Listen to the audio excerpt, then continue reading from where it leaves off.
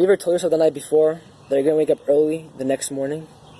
But when the next morning comes, you hit that snooze button and going back to sleep, forgetting your plans the night before to wake up early. It's happened to all of us. Way number 19 is bemuching, and literally to minimize sleep. Desire to live is a struggle against sleep. On a deeper level, it's about waking up to life. It's true. Sleep has a positive aspects. Our bodies need to function. Sleep gives you a chance to become re-energized, and it heals the body both physically and emotionally. But you should never treat sleep as an end unto itself. A person shouldn't look at sleep as a reward for a hard day's work. A person should have the perspective on sleep as a way to recharge his batteries for a new day of growth. Sleep can be a mirage. How do you know this? Because if you have something exciting the next day, you can barely go to sleep. And the next day, you're up and out at 4 a.m., ready to start your day. If life is a bore, you feel more like sleeping. Someone who loves life doesn't want to go to sleep at night. He keeps on going until he's forced to go to sleep, and the next morning, he wakes up like a lion. To capture this idea for living, a person needs to focus on the deeper purpose and meaning of life. To look for fascinating and fulfilling activities, learn how to create joy in living instead of just waiting for events to happen. When excited and looking forward to a new day, a person is fully alert. But how much sleep does a person need? A person should fit sleep into his or her schedule, not to schedule the day around sleep. To work out logically how much sleep you need to function well. Are you getting more than you need? Are you getting less than you need? To keep a record of your sleep patterns for 1 month and calculate the average.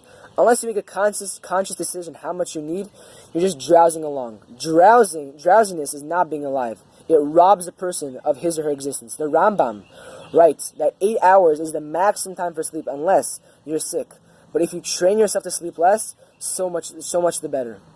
The Gra himself would only sleep for 4 30-minute intervals each day. That's a total of 2 hours of sleep in each 24-hour period. A person shouldn't be afraid of sleeping less than average. A person can actually be in peak physical condition with a minimum amount of sleep. Military recruits are sometimes kept on a regimen of 2 to 3 hours of sleep per night. And you don't hear them saying, I'm getting delirious or my bones are dissolving. And when they finally finish boot camp, they're in top physical condition. We all have moments of awareness, an immediate recognition.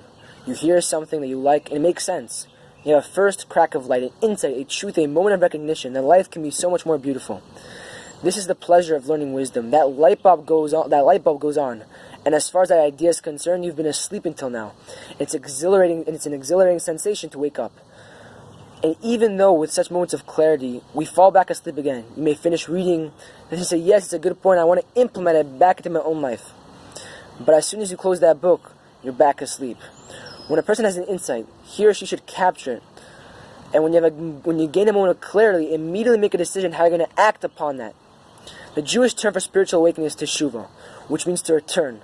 To look at the damage your mistakes have caused and consider how you've lost out as a result due to those actions. No matter how old you are, a person can change. You can find truth and act in it. Recognize that waking up is your battle. Now go out there and win.